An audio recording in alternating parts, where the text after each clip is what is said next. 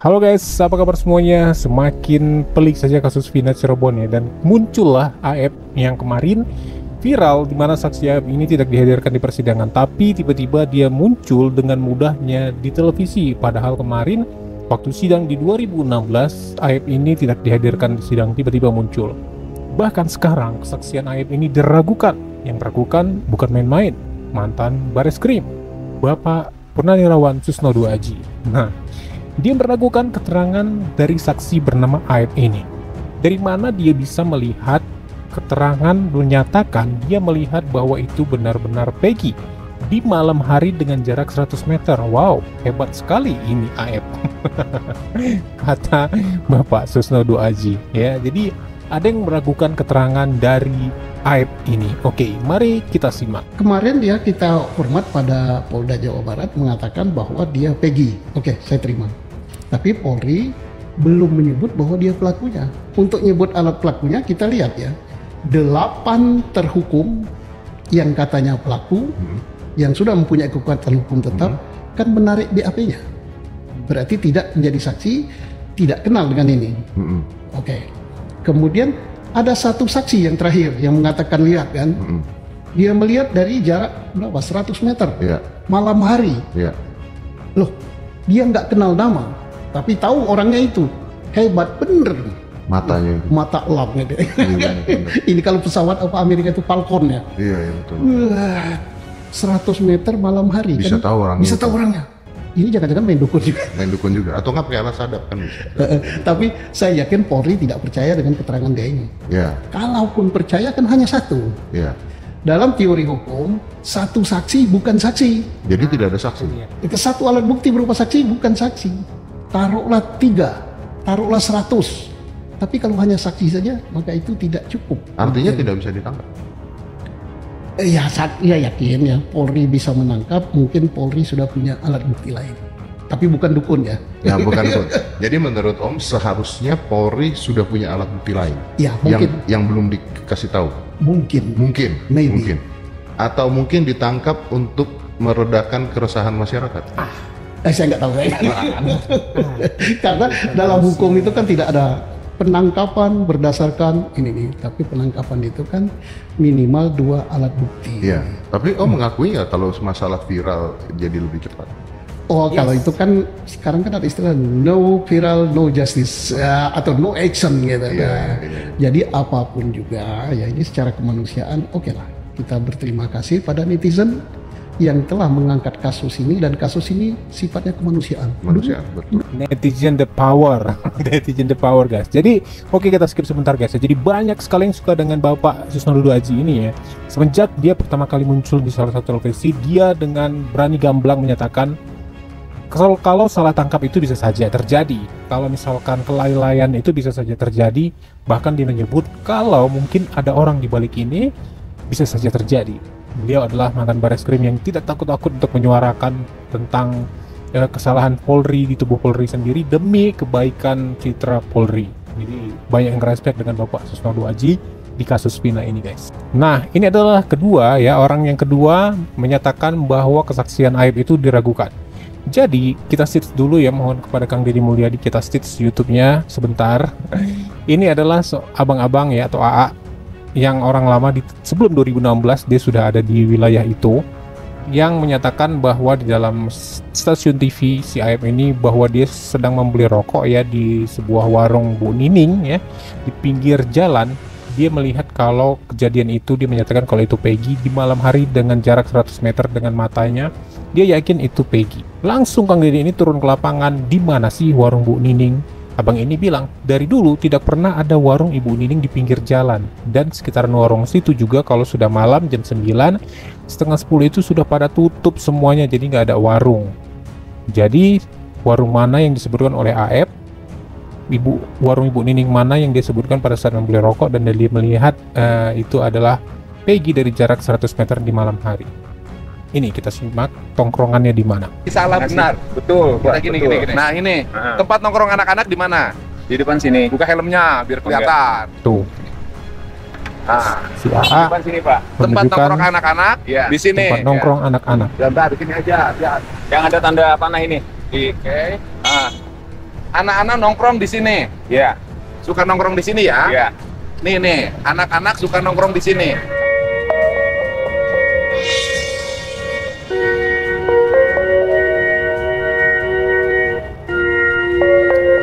Oke, ini adalah tempat nongkrong anak-anak yang seperti dituduhkan ya, yang mereka ditangkap ya di sebuah pinggir jalan ya, di pinggir jalan di sini tempat anak-anak sering nongkrong yang dilihat oleh Aep ya, bahwa pada saat kejadian ada di situ. Nah, terus di mana warung Bu Niningnya?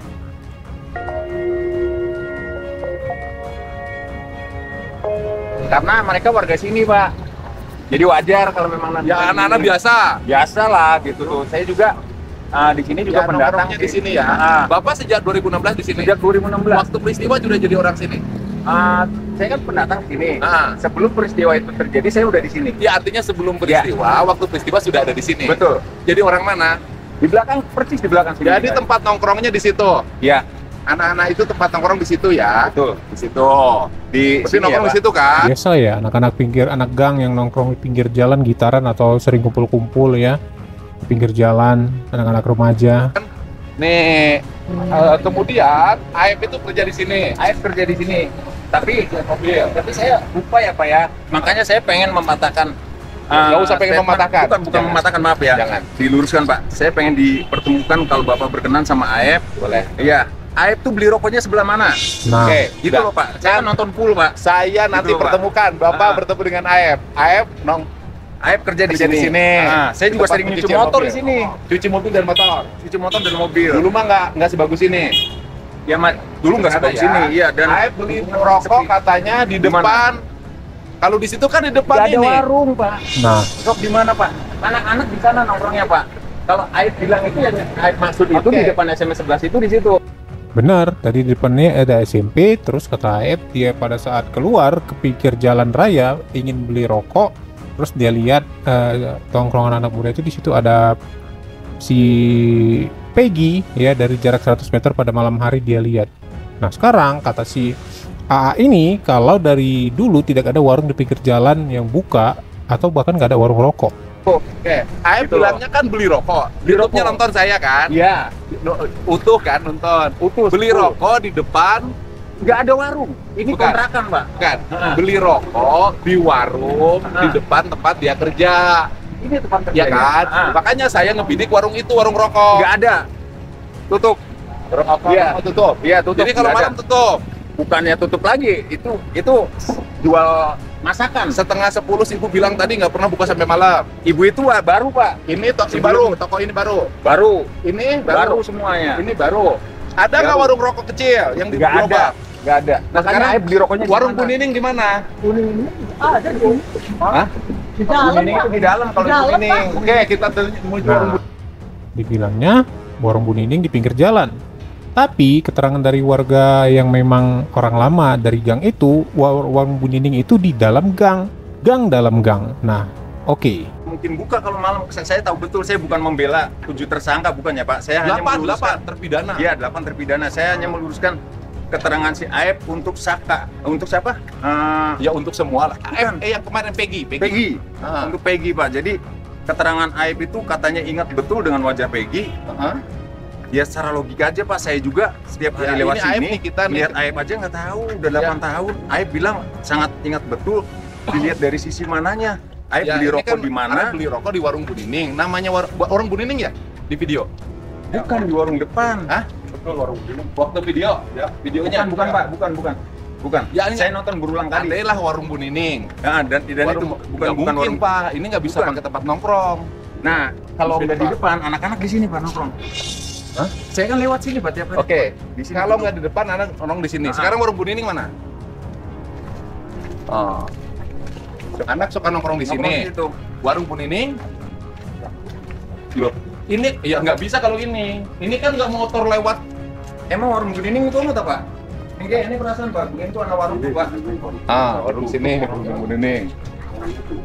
Tutup ya. Nah, ini warung Bu Nining.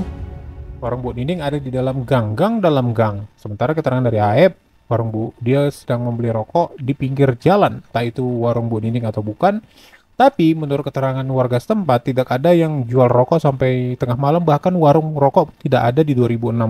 Nah guys, ini adalah SMP 11 yang seperti disebutkan SMP Negeri 11 Cirebon ya.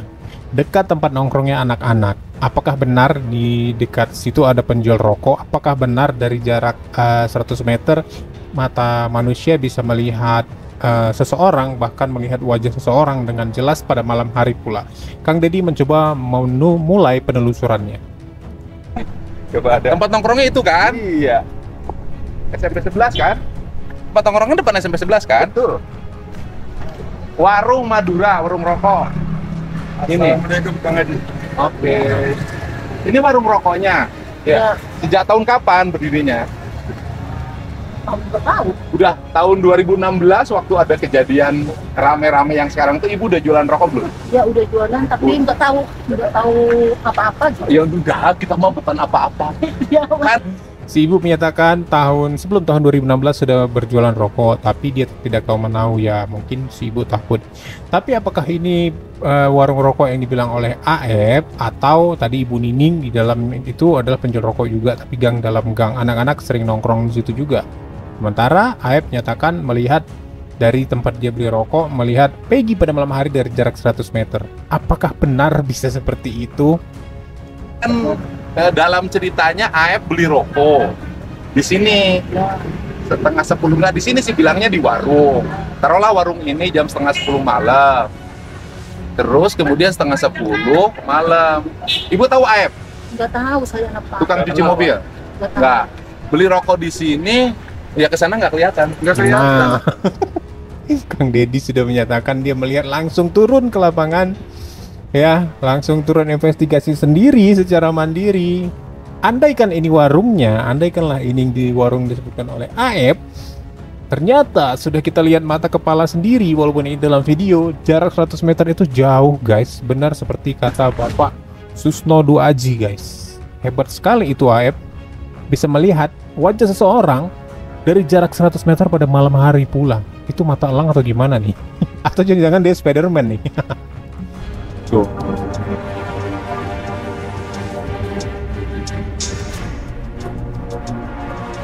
Nah, dari warung tadi, sekitaran sini adalah tempat tongkrongan anak-anak. Tuh, dia bisa melihat jarak pandang 100 meter guys. Apa dia punya kelebihan seperti Spiderman? Bener ya, kata Susnodo Aji ini bukan lawakan atau menertawakan, bukan. Bapak Susno sendiri sampai tertawa ya, hebat sekali ini.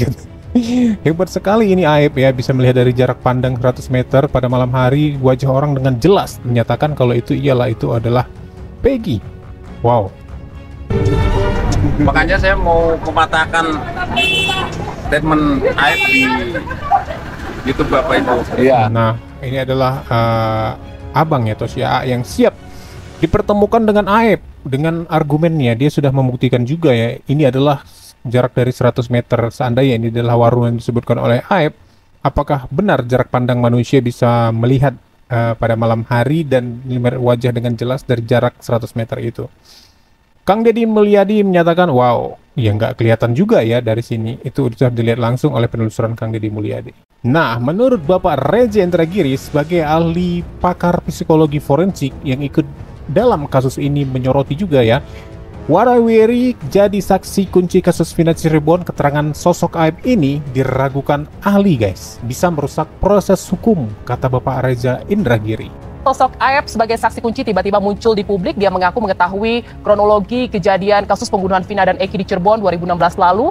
Dia hadir di publik mengaku itu tanpa didampingi polisi. Anda melihatnya bagaimana nih kesaksian dan kemunculan dari AF ini? Apakah kita bisa percaya?